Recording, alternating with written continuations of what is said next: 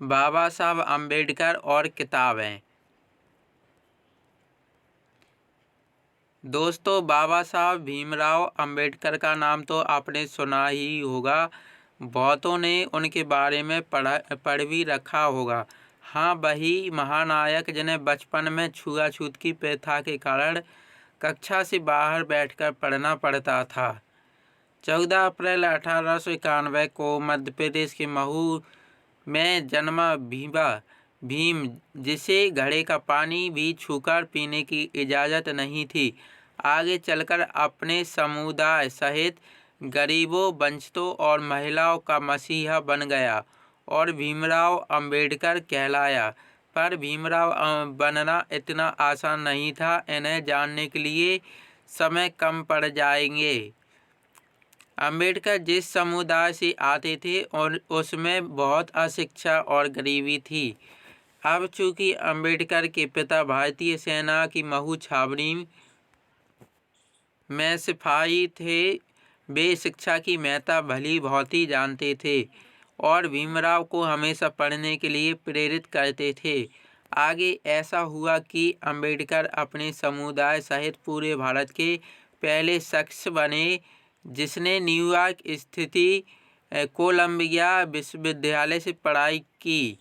इस यूनिवर्सिटी ने 300 सालों में अपने सबसे होनहार छात्रों का सर्वे किया और उसमें पहला नाम अम्बेडकर का आया।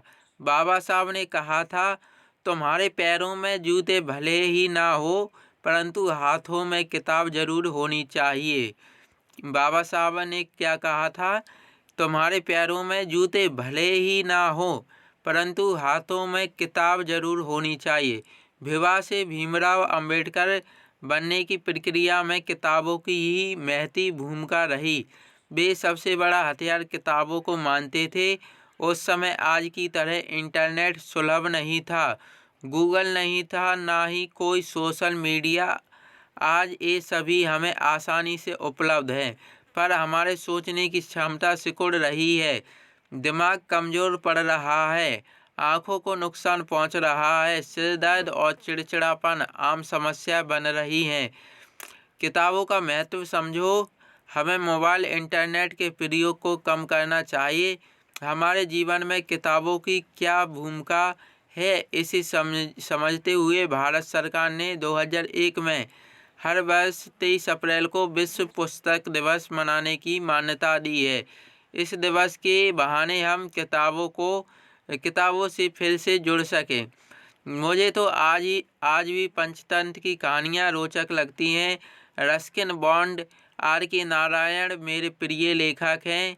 बाल भारती, नन्हे सम्राट, चकमक की रचनाओं का इंतजार रहता है। सच कहूँ तो बिना पढ़े मेरा दिन ही नहीं बनता। अब तो बाल कलकारी भी पढ़ने को मिलती है। किताबें मेरी सच्ची दोस्त बन गई हैं। बताना तुम भी। अम्बेडकर जी की एक ही बात याद आ रही है, शिक्षा शेरनी का वह दूध है, जो इसे पिएगा वही दहाड़ने लगेगा। तो दोस्तों, यह अम्बेडकर और किताबों से संबंधित वीडियो थी। अगर आपको यह वीडियो अच्छी लगी हो तो अपने दोस्तों के साथ इस वीडियो को शेयर ज़रूर करें। वीडियो देखने के लिए बहुत बहुत धन्यवाद।